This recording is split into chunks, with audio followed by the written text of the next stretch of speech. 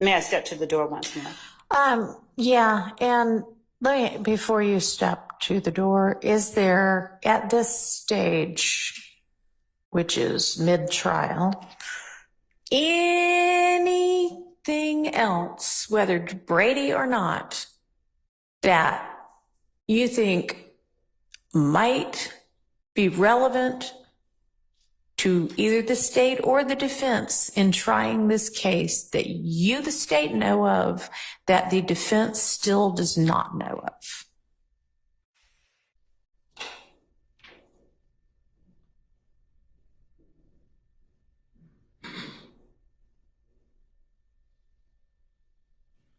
And you may want to huddle with whomever comprises your team, and y'all all put heads together and really, really, really think about that, and then get me an answer after lunch, okay? Yes. Can you do that? Okay. I ain't gonna hold you, Brett. That clip might take over the internet for a while. I don't suspect it will, but if it does, it's not gonna surprise me. She sat there like, huh? Let's get into it. You, meaning the DA's office or APD, conducted any interviews of Mr. Boyer? No. Not only no interviews, no warrants have been secured either at this time.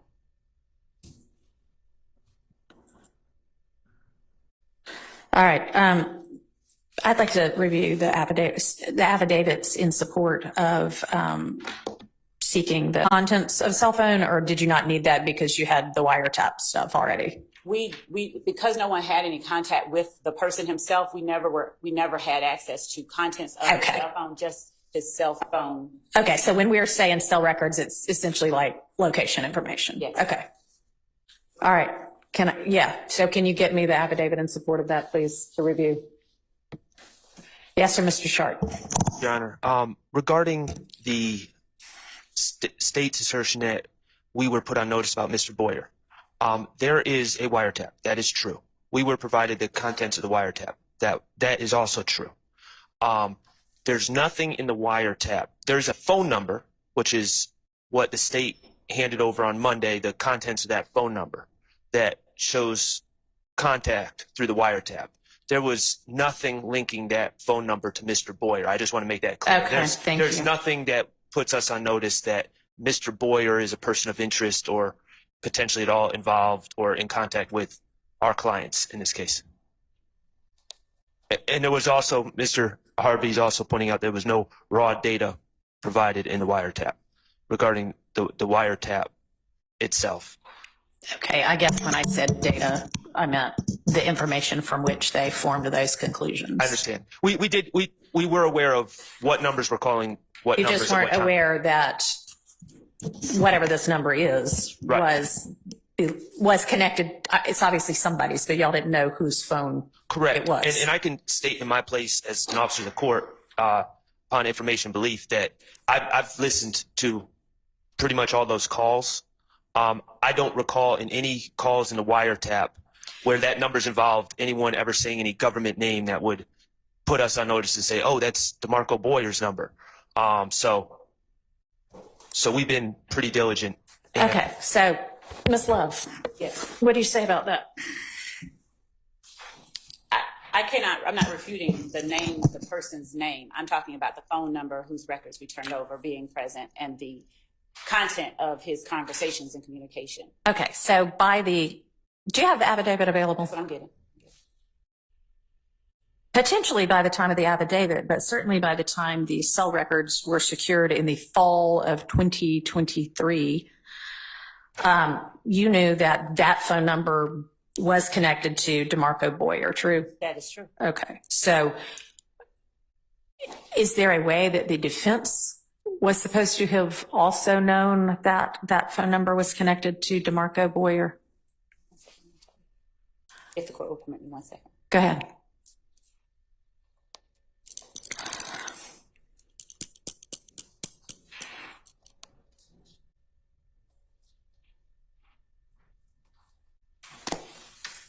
Will the court permit one of our team members to step outside of the courtroom and make a phone call to expedite this obtaining? Yeah, absolutely. Unless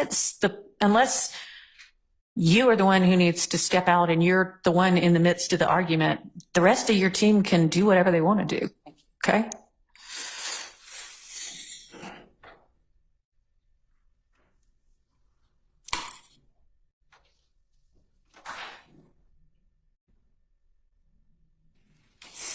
And Your Honor, just from memory, Yeah. I do know and believe that there's a reference to not his given name, not his formal name, but to a nickname. I'm getting that information. In the wiretap? Yes.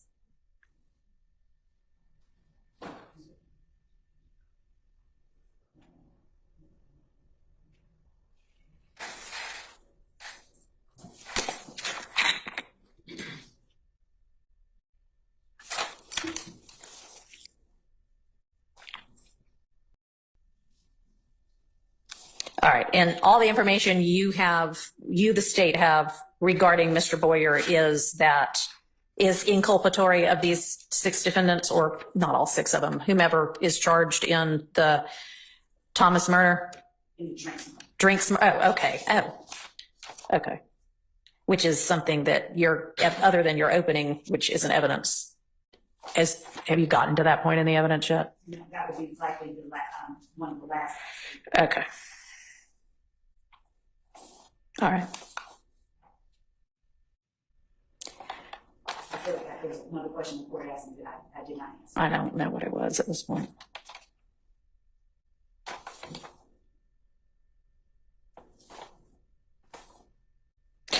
All right. So I will, whenever it's forthcoming sometime today, get and share, I assume Ms. Love's going to share based on the request, the affidavit in support of and a search warrant, and with the defense and also with the court, right? Okay. So we'll await that. And then if anybody wants to argue anything concerning it, I will listen. The fact that this has to do with the Drinks murder makes it a little less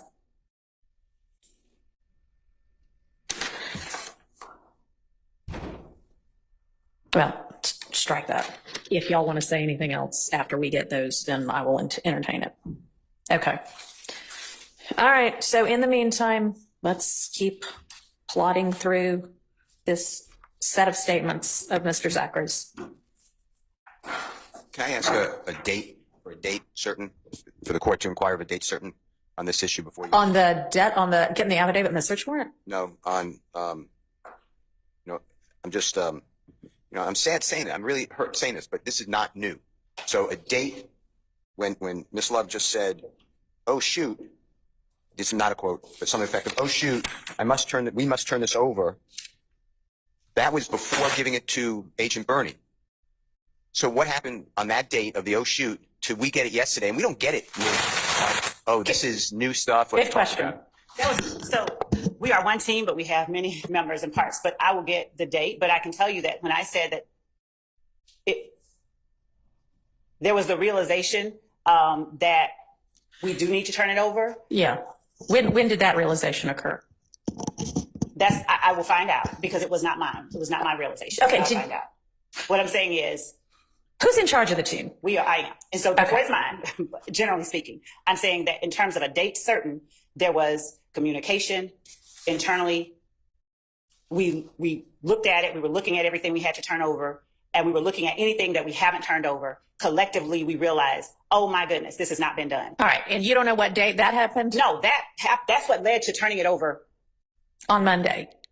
Yes, this weekend we were talking about it and we turned it over. All right. So sometime over the weekend is when the realization occurred. Oh my gosh, you knew you hadn't turned it over. Oh my gosh, we need to turn this over. Oh my gosh, it has not been turned over and we need to turn it over. Okay. And you're getting us the information about when we get the affidavit in support of the search warrant for the cell records, we'll know the date that occurred. That is correct. Uh-huh.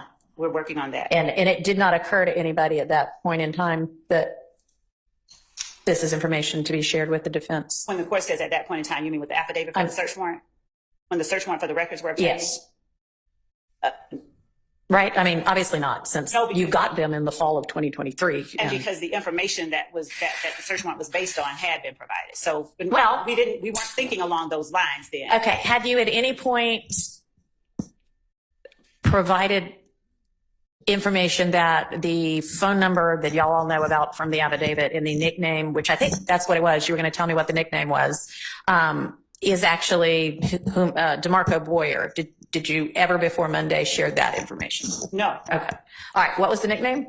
Unk is Unk. the name that's listed on, I think, in the wiretap. I think it's Okay. Unk. That's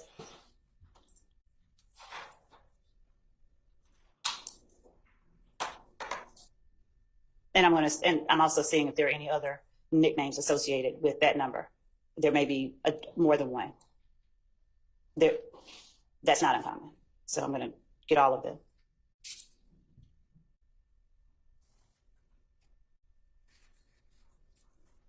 On this one, it's a very simple objection. They're talking about the phone records and alleged communications between Mr. Winfrey and Mr. Williams on the night of the shooting of the Lil Wayne tour bus. Okay. Mr. Steele and Mr. Adams Investigator Underwood interjects and says, Mr. Zachary is saying that Mr. Williams didn't answer the phone. There was no communication. Right. Investigator Underwood interjects and says, that ain't what them phone records say. And that's not true. Right? That's correct. Okay. Any issue with taking that out, Ms. Love? Just lines 24 and 25 of page 222. I don't mind. All right. Why do you? All right. So the objection as to the 41 is that it's speculation. Is that right? Right. It's a hypothetical. If it did, I'm reading that as if they did it. I don't think Demekian had anything to do with it. Why he ain't take it like you said. Look at me and like little brother. I think in context, what he's articulating is people look at him as a little brother, and I mean he wasn't there. He's not offering firsthand knowledge. He's just giving his theory that I don't think Demekian would be involved with something like that if they did it, and I just think that's speculation. Does the state want to respond? In as much as this is something that is repeated throughout Mr. Zachary's interview, and in as much as there is information that Demekian gave to Mr. Zachary, similar to the way that he gave information to another witness in this case who's now on the stand. The reason that I believe that this should remain in is that Mr. Zachary, at one point, Mr. Garlington was charged, but not by the state. And Mr. Zachary was in a position, he was with Mr. Garlington, Mr. Kendrick, and Mr. Stillwell after the murder, following the murder. So in as much as he makes the assertion, he later says more stuff like, Demekian never told me that he did it. He talks about what each person said to him. But I'll defer to the court. It's just that's the reason that I wasn't asking or conceding immediately that come out. I mean, that seems like a valid objection. So we're going to strike 118.24 through 119, line 5.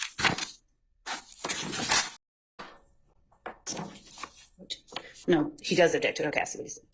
Your Honor, Mr. Zachary he's conveying something about Mr. Stillwell, at least his current iteration of events about Mr. Stillwell. He's saying he wasn't in a lot of shootings and stuff. Right. Dennis is saying essentially, what, really? And Zachary is reiterating the point. And then Dennis is asking for clarification. When Zachary says it's probably so many shootings, and then later on he says they go all the way back to 2014. He's clarifying information he's giving to Dennis, and he is giving information that we would argue he does have a basis for knowing. I don't have a problem taking out he did the murder. But the three biggest ones from lines 6 through 7,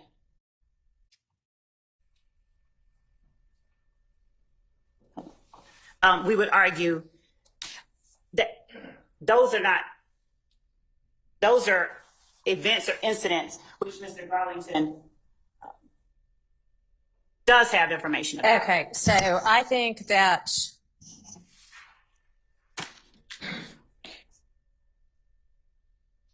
(141) lines 11 through 25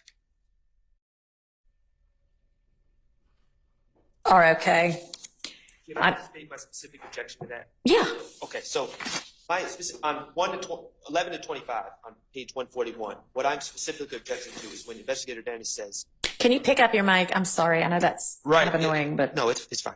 He says right, and he just basically was from what I've gathered in basically interviewing people and him. Again, I don't know when Investigator Dennis, to my information and belief, only spoke to Mr. Stillwell as a victim in a case where a young woman was killed back in 2015. So I don't know where "and him" comes from. He was quiet until it was time for some action, and then it was almost like sick him. okay. So he's like basically saying my client is, a leash pit bull. Okay. All right. Okay. So then let's strike that question 11 through 14 because it's really not it kind of interjects. And if you went straight from Zachary talking his answer from 7 to 10 and then pick up with what he continues to say 15 to 17, that works just as well. So, and you're nodding, Miss Love, you agree? Yes. Okay. So 11 through 14 are redacted by agreement on page 141. Judge, good morning. Keith Adams on Good behalf morning. of Mr. Williams. So this is number 50 on Mr. Shard's checklist. Yep. The entirety of this testimony, and the context of it is that this is a conversation where Mr. Sprinkle's involved, the detectives are involved, and they're talking to Mr. Zachary about what they believe to be a beef, for lack of a better word, between Mr. Williams and DeQuantis Lamar, gentleman Right. known as Rich Homie Quan. In short, my objection for this entire segment of the conversation, starting at 146, line 20, going all the way to 149.3, is that a speculation? If you read through it, Mr. Zachary is opining about the reason that, well, first he's opining that there's a beef, in fact, a beef between Mr. Williams and Mr. Lamar, and he opines as to what the reasons are. Okay. The detectives are kind of interjecting their own take on what has happened and why they fell out. And if the most telling part is if you look at page 149, towards the end of that, and it really kind of starts in the end of 148, where Mr. Zachary is talking about how Mr. Lamar and Mr. Williams fell out, and Birdman, a Rich Homie, fell out for some reason. I don't know, he says, continues on to page 149, where the investigator asks him because he wouldn't sign. And then Mr. Zachary says, I don't know, I guess. That kind of encapsulates the fact that most of what he's talking about is what he's heard, what may be on the street, and there's no real basis where that speculation is coming from. So I'd ask that all of that be kept out because it's just speculative. All right. Well, I think that you're right with regard to the very end of 148, top of 149 about, Birdman and Rich Homie having fallen out, and, the reason that might have happened being speculation on the part of Zachary. But that's kind of a separate topic from everything that they're talking about before. Well, if you look at the entire, even starting back at 146 and going through, there are portions, for example, let's look at 148, the top of 148, line 1, where Mr. Zachary says something to the effect of, and Rich Homie knew that they were shooting, that they had done shot up Thug. There's no way that he would know what's in Mr. Lamar's mind, what he knew. There's nothing to indicate the basis of that knowledge. And I will say that Mr. Lamar is a state's witness. He's on the witness list. We've been noticed that he's potentially going to be called. Birdman is on the state's witness list. Mr. Brian Williams. Right. We've been noticed that he may potentially be called. And so these are witnesses that if the state intends to prove their theory, I'm going to say it's their theory, that there was this beef between Mr. Williams and Mr. Lamar, and that's relevant in some form or fashion. They have witnesses that they can call to do that. All right. But, they can corroborate their own witness testimony with something else if they got something else. So that's not an evidentiary objection. That may just be wishful thinking. Well, yeah, I don't know if they're going to call those witnesses. I don't either. And if they want to corroborate, if they call them and they want to corroborate it, then they can say perhaps that Mrs. Zachary knew this in some form or fashion, heard it from those witnesses, but there's no indication that this is anything other than speculation on the part of Mr. Zachary. All right. Ms. Love. So, Your Honor, I think some context is necessary here. There have been repeated attempts by Mr. Williams to rebut evidence the state believes has shown that Mr. Lamar and he fell out after Donovan Thomas's murder. Okay. Donovan Thomas's father was one of our witnesses, and some of the questions on cross-examination involved Defendant Williams showing photographs of Mr. Lamar and Mr. Williams together at times that were after, I believe after the shooting, if I'm remembering the exhibits correctly. There were Instagram posts and things of that nature, a video of Mr. Lamar and Mr. Williams, a music video of them that they both appeared in. Yeah. And that was after specific questions regarding Mr. Lamar's continued association with Mr. Williams after Mr. Thomas's death. Okay. When ADA Sprinkle asks in line 18 through 19 of page 146, so what happened? Why weren't they working together anymore? The answer Mr. Zachary gives, his basis for knowing that information, or at least broadly that information, is contained within the statements that he gives just prior to that, when he's talking about having been on tour, being on tour with Defendant Williams during this long period of time. So in line 9, when ADA Sprinkle asks, you know about Young Thug getting up on stage in March of 2015, calling Rich Homie Quan, bitch Homie Quan. Mm-hmm. And Mr. Zachary says, I was with him. Yeah. And then ADA Sprinkle says, you weren't there. And Zachary says, I was with him when he said that. Yeah. So these statements provide a basis for Mr. Zachary's knowledge of whether or not Defendant Williams and Mr. Lamar continued to work together. Okay. And I mean, I notice on page 147, line 19, no, line 20, I mean, Mr. Zachary's saying, like, basically, I stay at the same place as Thug does in that apartment building too. So he's got a basis for knowing what he is saying, on 146 and 147 and 148. Now, I'm agree that 149 starting at 23 is kind of a different topic and speculation. So I'm going to strike that, and the objection went through 149 line 3. That I'm going to strike, but just that. The rest of it. Judge, I just wanted to make one correction regarding line 20 of page 147. So Yeah. it wasn't that reference was meant for Mr. Lamar, not, even though it says we, you have to listen to it. I think it was he, I think. Oh, okay. That's correct. All right. Thank you. That's correct. Appreciate What it. you're saying is that Rich Homie Quan Okay. stayed the same Well, it too. says we, but I guess that's either a typo or a mistranscription. Okay. All right. So then, what But is his basis then for knowing all of this? I was about to say, but even with that, he's describing he's describing later on how much time he spends in the condo. And I believe at one point he even talks about the fact that he went down on one occasion and let somebody in. Okay. When asked, how do people get in? They were trying to ask him about a call box, but he's saying, I went and let them in. No. So he spends and talks about the amount of time he spends, a lot of time with Mr. Williams in that condo. So my argument is that he, throughout the interview, he gives a basis for that knowledge. Okay. The only thing that I'd follow up with on that, Judge, is that, All right. that's a different point, right? The fact that he knows Rich Homie Quan, the fact that he knows Jeffrey Williams, the fact that he knows where someone lives, the fact that he went and let someone in does not give him the basis of knowledge of what is in someone's mind or why someone fell out. That's what the conversation Okay. is about. All right. So, Ms. Love, what's your response to that? So I would argue that his proximity with Mr. Williams and his association and relationship with Mr. Williams, as reflected in the fact that he's always at the condo, even on occasions when Mr. Williams is not there, is the basis for a knowledge of why they don't work together and a basis for his knowledge of what happened.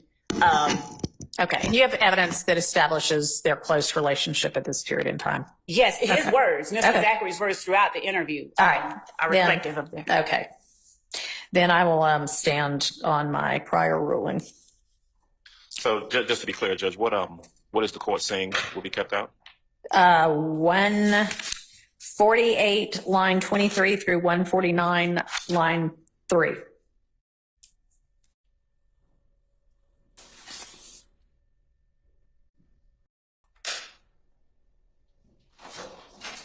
And Your Honor, I know you have no context for this at all. So in discovery, there is I would term it as completely innocuous social media post of my client that may have been posted on January 10th. I believe it was taken at New Year's, Okay. January in 2014, turned into 2015, with my client just kind of standing there, and it said something to the effect of looking at the city with a lot on my mind, Right. or something like that. Okay. Somehow that's being posited as some sort of confession, or Right. which I don't really understand. It has not been admitted into evidence yet. I'm going to argue that it should not be admitted into evidence because it has no relevance. So there's reference to this Right. picture, and Okay. I Do guess we- pending. Sorry, go ahead. No, you're tracking. I understand. So do we even have any idea what time it got posted in relation to Mr. Thomas's murder? Your Honor, the time, I believe, is on the post, so it's after, make sure. The time is on the post. And I Okay. at the time.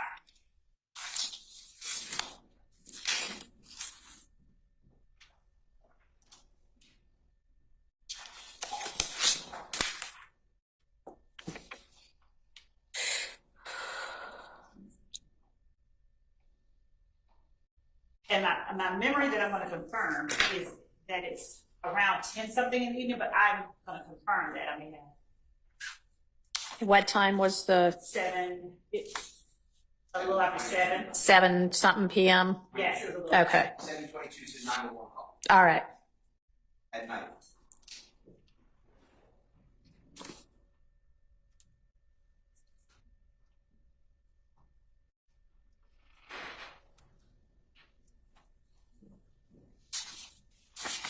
And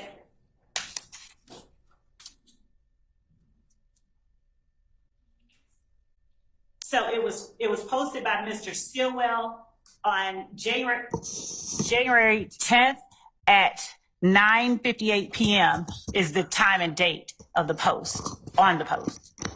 So, January 10th at 9:58 PM. yes, after the, yes. Yeah, that's going to be permitted.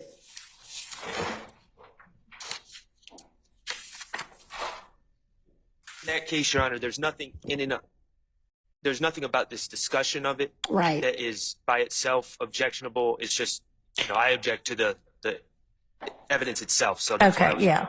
And I mean, I don't know why on earth this part of this would end up being something that gets submitted as a prior inconsistent statement. Who knows? But to the extent it does, it can come in because I think that the evidence itself would be admissible considering it's the post and the commentary is 2 hours after the murder.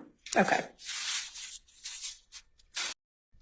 So this is who talking to who? So this is, I was like, what you mean? Blah, blah, blah.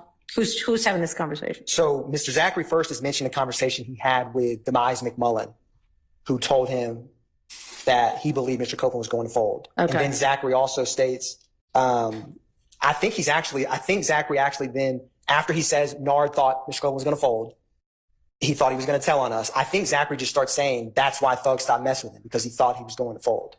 I think he says first, Mr. Zachary says, I don't think he's going to fold. Right. He was responding to Mr. McMullen. I didn't think he was going to fold. And then I thought, Then he says, that's why Thug stopped messing with him. okay, Thought he was going to fold.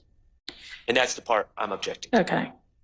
And the state's position is that Zachary's has enough foundation to know what his fellow co-conspirators' viewpoints are, especially on someone snitching against them, which is of peril to individual defendants and also the gang writ large, for obvious reasons. And so the fact that this conversation is all about someone telling on other members of the gang and individuals, Zachary would have knowledge of how they would view that and why they distance themselves from Mr. Copeland. And so the state feels that he has relevant personal knowledge from interacting with defendant Williams and seeing the interactions with Mr. Copeland starting to go down, Okay. as in not as frequent as they used to be. All right. So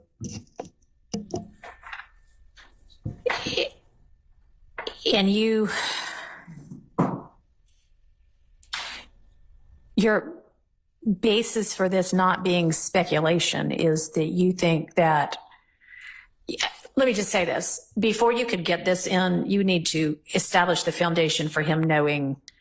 I mean, he can know by observing that Ms. Williams and Mr. Copeland kind of stopped seeing each other so much. But if you want to impeach him on why, then you need to establish that he actually had a basis for knowing the why. Okay. Understood. Okay. Yeah, terrible. She bombed in court today, bruh. Miss Love looked nervous, unprepared. If she was Brian Still and this is Glanville, Glanville would have went off. Neither here nor there. Let's just be fair. It kind of sounds like they making shit up on the go. It kind of does. When it boils down to it, right? Part of a RICO is the testimony / sayings and givings of other individuals, co-conspirators or not, or witnesses into the whole entire thing. I'm not even sure, with the exception of maybe like 2 individuals, that anybody told the truth. Hell, even the, what's buddy name? Detective Dennis at one point in time said, basically to the effect of, everybody's just trying to say something to get out of jail. That's basically saying, all y'all making it up. None of y'all telling the truth. I got to sift through and simmer through and figure out what's actual factuals and what's fake and ain't. And I don't think they was able to do that. Because at the end of the day, there's not really a bunch of stuff that's pinpointing a bunch of violent ass people with a whole lot of prison time. It's just not. Hell, at certain points in time, we have to look at this case and go, take the objectivity out. Say this wasn't Young Thug and Jeffrey Williams and all that. Let's just say this was a couple of guys out and about claiming something, had somebody else, other people that wanted to be from where they're from too. And actually where they was from actually wasn't meant to be what it turned out to be. It was meant to be a crew, and then that crew figured out a way to make money. And some individuals in that crew were making money the wrong way, but still were saying, I'm still with these guys over here. And then somehow we figured out a way to rap and make money, and the sins of the past came out to get us.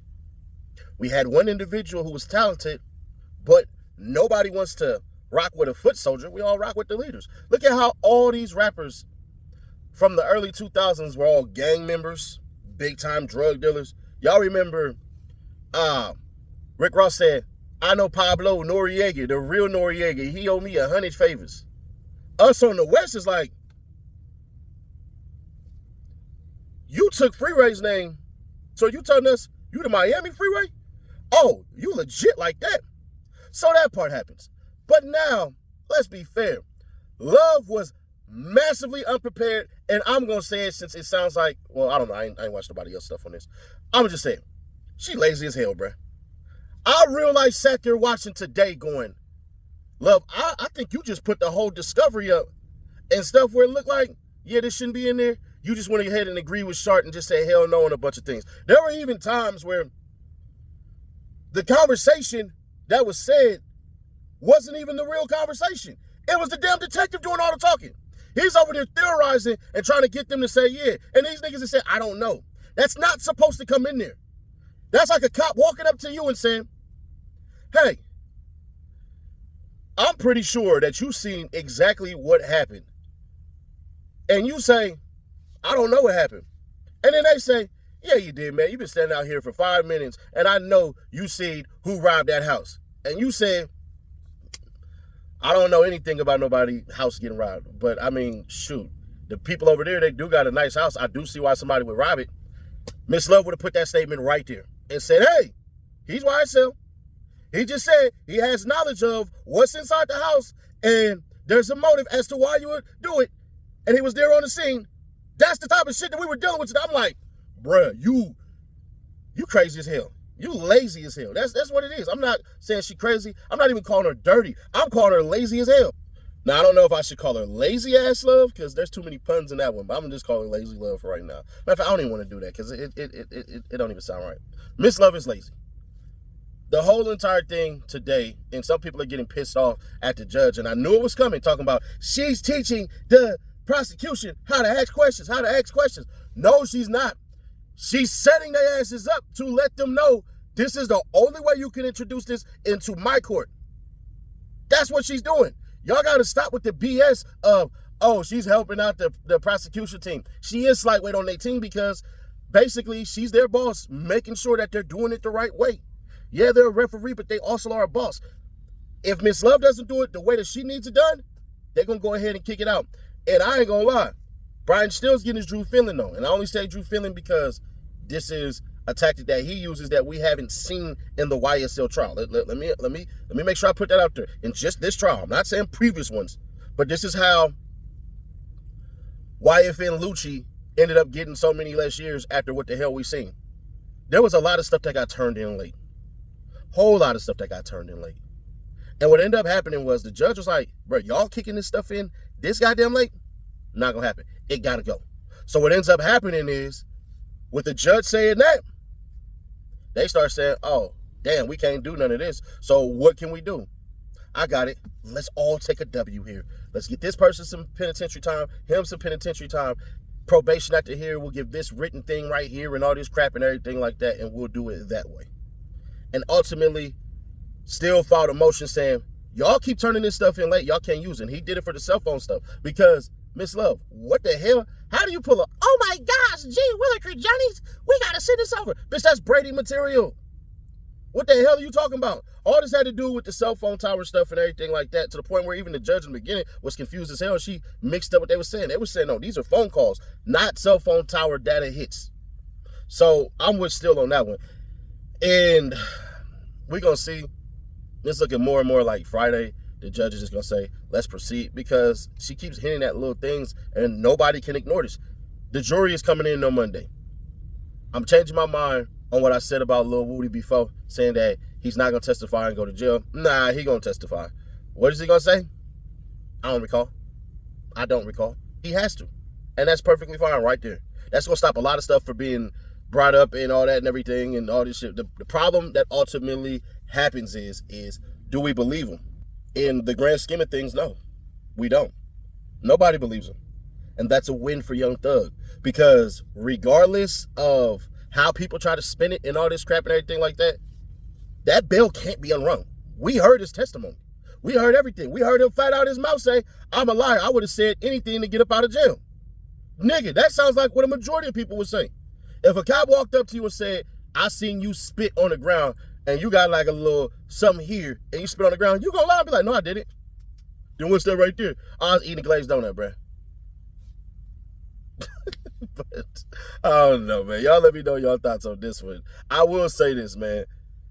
God damn, this judge is pretty good, man. I'm gonna be fair. I came in with a little skepticism, like, I wonder how long she can keep this up. But she runs a tight ship court, and this trial is gonna go off pretty well. But I do foresee Miss Love filing a motion against the judge because of certain things that she's saying. As fair and as impartial as she tries to be, she does disrespect Miss Love a little bit. I'm not going to say a lot. Basically, condescendingly telling her how to do her job. But I would say it's Miss Love's fault, and I think Miss Whitaker is getting a little revenge for Glanville, because Miss Love is the reason why Glanville is no longer here. Just going to keep it authentic with y'all. That had everything to do with Miss Love and Judge Glanville getting pissed off. So I think she's doing a little revenge tour for Glanville. Y'all let me know your thoughts on that one. Am I the only one who's thinking that? I'm pretty sure It was some sharp comments she was making on her, how to do her job and all that stuff and everything like that. And I'm like, yeah, nah, because she said more than a couple occasions, basically, like, first off, he was recused, he wasn't removed.